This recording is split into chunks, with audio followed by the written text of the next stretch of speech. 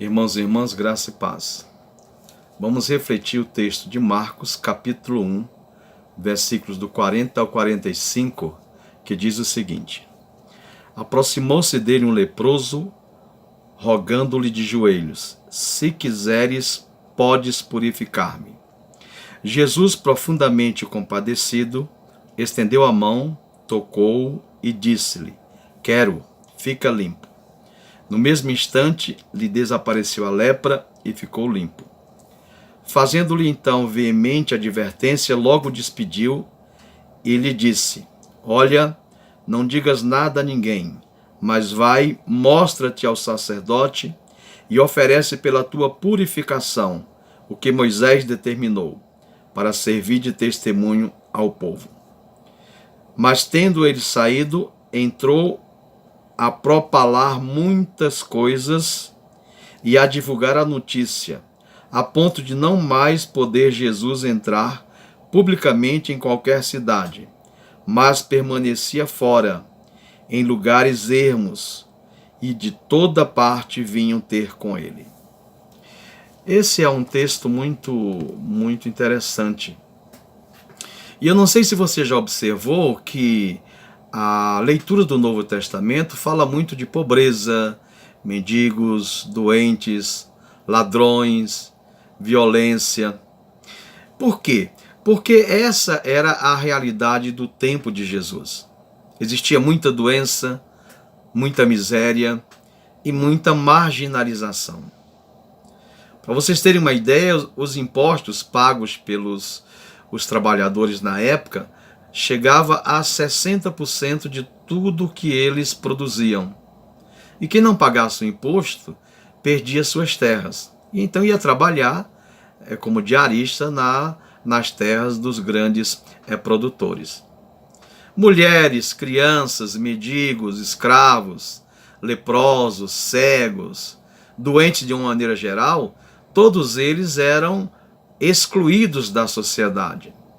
E a grande maioria não podia nem participar das cerimônias religiosas. Muito importante para o povo nesta época. Ora, irmãos e irmãs, Jesus viveu e conviveu com todos os marginalizados da sociedade da sua época. Então ele tem clareza do que é a sociedade, como ela funciona e como ela está estruturada. O eixo do texto que nós lemos é o confronto entre Jesus e o centro religioso. O texto diz que um leproso se aproxima de Jesus, e é importante que a gente tenha uma ideia de que a lepra, qualquer afecção da pele na época de Jesus, era considerada lepra. Sarna, mancha, herpes, a própria hanseníase. E o leproso era um marginalizado que vivia fora da cidade, longe do convívio social. Ele vivia isolado. E, devido à possibilidade de contagiar outros e às proibições legais, ele sempre que se aproximava de alguém tinha que gritar: impuro, impuro. Eram considerados pela sociedade como mortos-vivos. Por quê? Porque considerava-se a cura tão difícil quanto ressuscitar um morto. E esse leproso se aproxima de Jesus. E aí vem a primeira coisa que nos chama a atenção. Ele não pode se aproximar de ninguém por uma questão de lei. A lei, segundo o Deuteronômio, impedia terminantemente esse tipo de aproximação. Ele fica de joelhos. Jesus não o recrimina, apesar dele ser um leproso. E ele diz então para Jesus: se quiserdes, podes purificar-me. Claro, é que Jesus pode, e de fato o curou. Mas o verbo grego transitivo, ele passa a ideia de que o leproso não tem dúvidas quanto ao poder de Jesus. né? Ele tem dúvida se Jesus deseja agir, deseja curá-lo. Ora, a versão mais comum da tradução que nós temos é que Jesus, no versículo 41, ele olha profundamente compadecido para o leproso. Ele é movido de ternura. Ele sente pena, compaixão pelo leproso e por isso então o cura. O problema é que nas melhores traduções ou nos melhores manuscritos não existe essa ideia. A ideia que se passa é que Jesus, ao contemplar o leproso, ele ficou muito irado, ele ficou indignado, ele ficou encolerizado. Ora, ele ficou indignado por quê? Porque Jesus sabia que as regras, aquele homem era vítima das regras impostas pela sociedade, e particularmente as regras religiosas, né, que excluíam os mais frágeis e indefesos. Ele ficou irado por quê? Porque ele era contra aquele tipo de religião que, ao invés de produzir a libertação e a transformação de vida, produzia a marginalização. Por isso, irmãos e irmãs, Jesus decide voluntariamente tocar no leproso.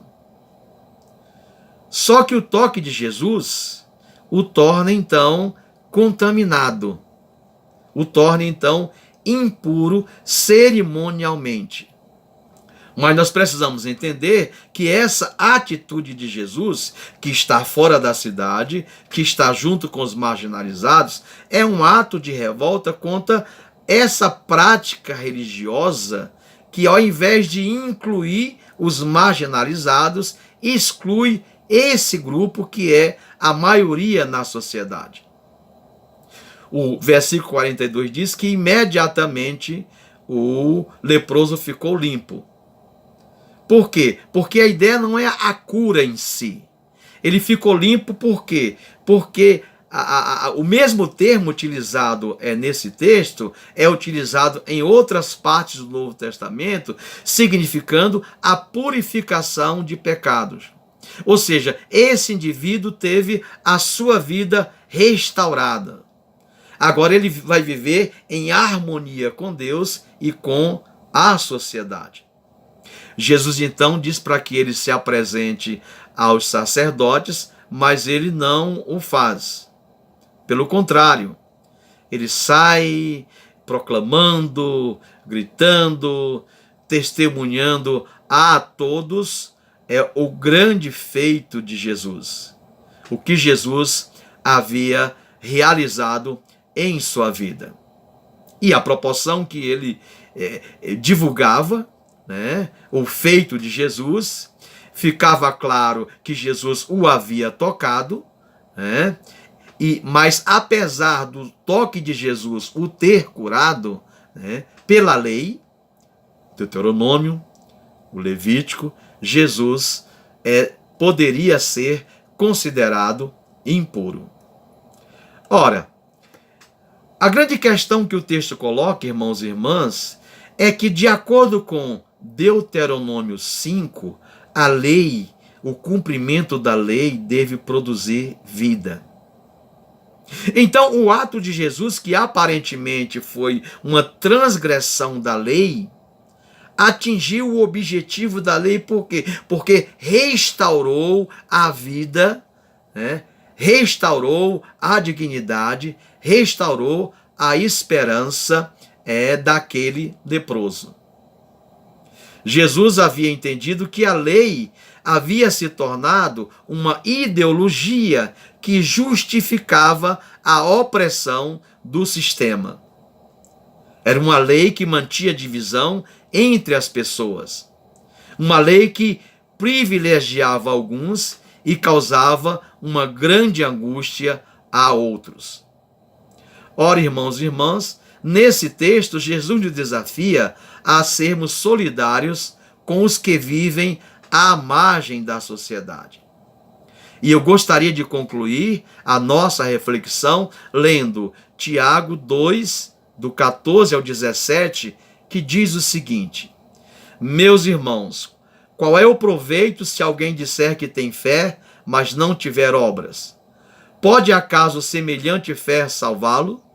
Se um irmão ou uma irmã estiverem carecidos de roupa e necessitados de alimentos cotidianos, e qualquer dentre vós lhes disser, ide em paz, aquecei-vos e fartai-vos, sem contudo lhes dar o necessário para o corpo, qual é o proveito disso? Assim também a fé, se não tiver obras, por si só é morta. Eu acredito, irmãos e irmãs, que depois da pandemia, Deus vai exigir de muitos de nós uma fé viva, uma fé prática, que se concretize em obras de misericórdia para com o próximo. Que o Senhor desperte em nós a grande obra que nos aguarda.